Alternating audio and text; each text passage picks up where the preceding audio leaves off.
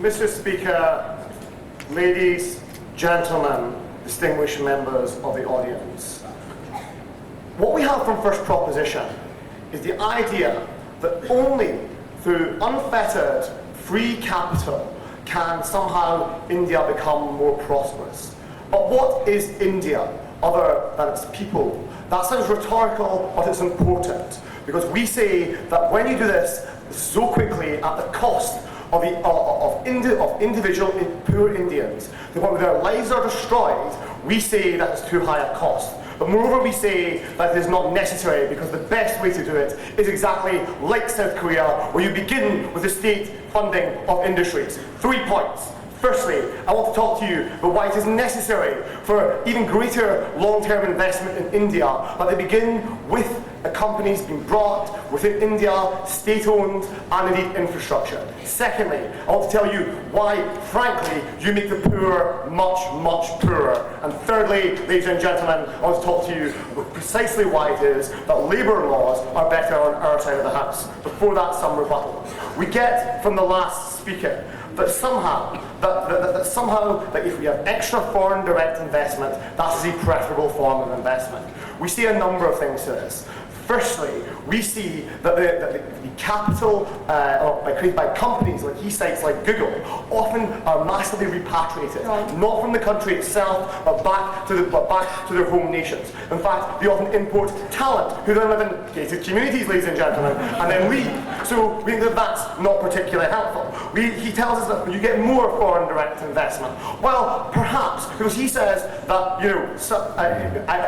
an Indian worker is more likely to move, more freedom of access to move from one job to another job if he wants to get that job. But the question is, what is the quality of that job? At the point at which they have very little, for example, insurance as to the level of pay of that job, very little insurance as to precisely what a free market system has created in terms of the quality of that job, for example, creating more easily secondary industries. We think that those jobs are less qualitative. That money you get is likely, Mr. Speaker, to be far lesser, and your life is likely to be worse. No, thank you.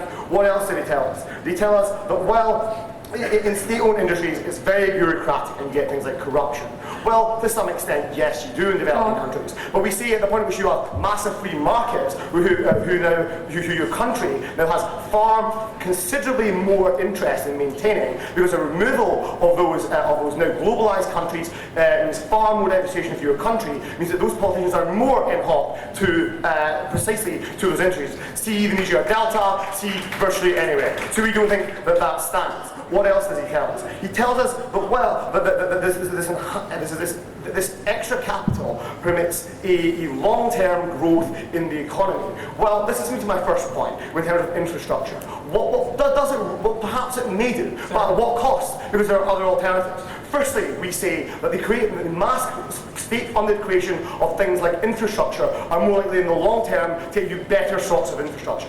Companies will come in and perhaps provide some infrastructure insofar as they will help their specific business. However, a state which wants to, say, create a city like Chennai can do things like clear all of the roads, ladies and gentlemen, of the rubble that we see on the site. It can do things like create sanitation, Mr. Speaker, through massive costly state investment using state companies. That might not be to the individual benefits of certain companies coming in, but it is more likely over the long term to create a sustainable infrastructure whereby companies in the long term are more likely to come here. They talk to us about foreign direct investment. Well, we see the thing about the foreign direct investment is not just things like repatriation of capital, it's things like the external influence of other countries. What we see in countries like, for example, Thailand, is that we see, or South Korea, which is exactly bizarrely used, is that initially what you had in South Korea was massive state subsidy and protectionism of car industries, Mr. Speaker, right? Like what we saw until the point that that country was able to compete on the global level.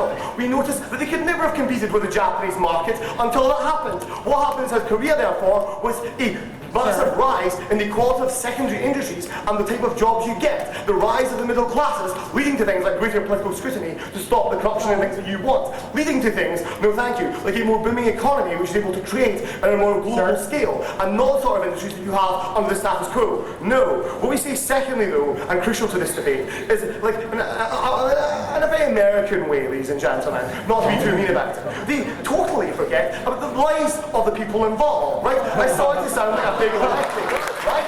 Like, I mean, and they don't even mention the quality of the lives. No, thank you, except say that they might have more money. Right, well, firstly, what we say is that, no, thank you, is that free markets tend to massively devalue the lives. They talk about energy companies, right? Like having blackouts here.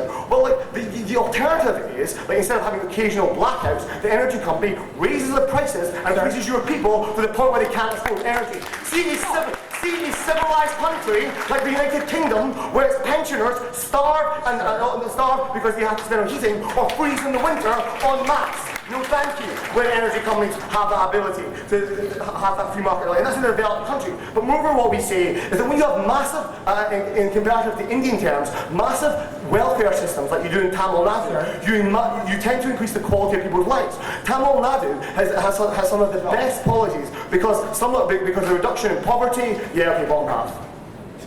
In heavily state-run economies where people expect that their infrastructure will come from the government, not from private enterprise, isn't the problem it gets built where the votes are, not where they're needed?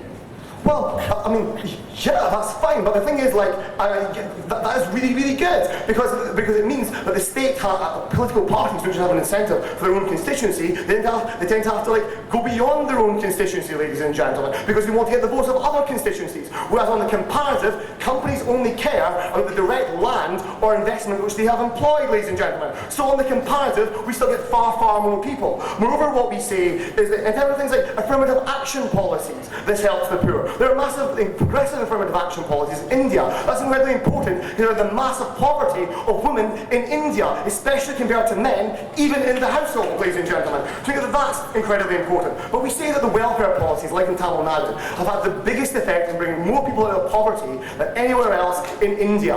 That's important. Because you often talk about poor people in debating, guys. Like, half of you guys are middle class, ladies and gentlemen. I don't mean to be mean about it. Like it's really important to someone, even if there's a less dynamic economy, that they're able to live, ladies and gentlemen, their standard of living isn't turned down, and they don't have to come home with a far less pay packet and far less aspiration. Ladies and gentlemen, it's not just aspiration that's part of the capitalist system, it's also the ability to be demoralised. As Jimmy Reid, the Glasgow Shipyard Union worker said, we are not rats.